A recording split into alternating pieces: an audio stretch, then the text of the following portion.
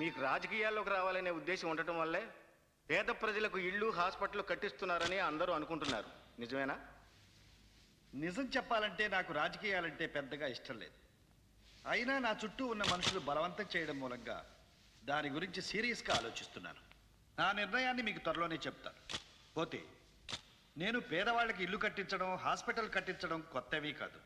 రాజకీయాలకి దీనికి సంబంధము లేదు.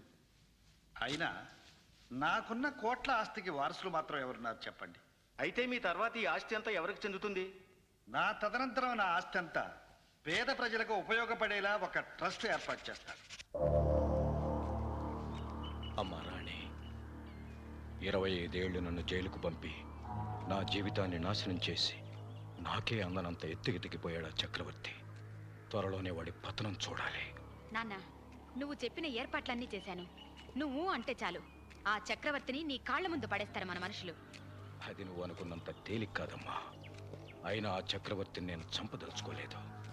నేనెంత నరకం అనుభవించానో వాడంతకంటే ఎక్కువ అనుభవించాలి. నీ ఆలోచన ఏమిటో నాకు అర్థం కావడం లేదు.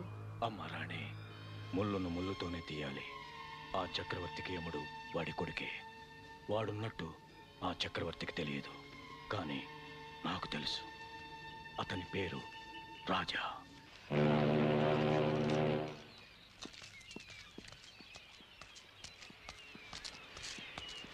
ఈ రోజు ఒక షిప్పులోనే లోడింగ్ ఉంది. 50 మంది మనుషులు చాలు. మన మామూలు ప్రకారం ఈ టోకెన్ విసురుతాను. ఈ టోకెన్ ఎవరికి దొరికితే వారికే పని. రండి, అందరూ చుట్టూ రండి.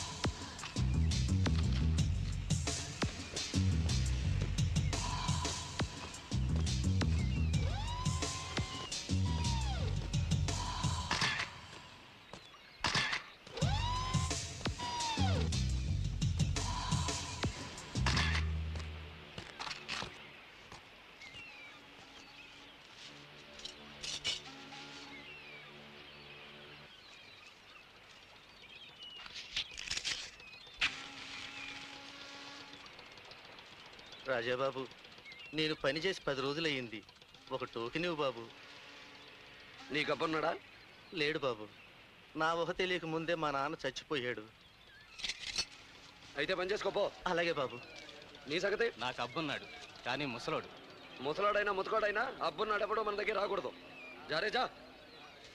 టోకెన్ 30 రూపాయలు. 20 రూపాయలు ఇస్తాను బాబు. అదేం కుదరదు. ఒరేయ్, ఈ టోకెన్లన్నీ రాజాబాబుకు దొరికినా బాగుండేదిరా. తండ్రి లేడంటే ఫ్రీగా ఇచ్చుండేవాడు.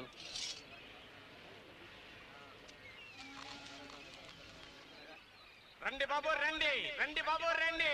తమ్మున్నోళ్ళు ఎవరైనా ముందుకు రావచ్చు. రండి బాబు రండి.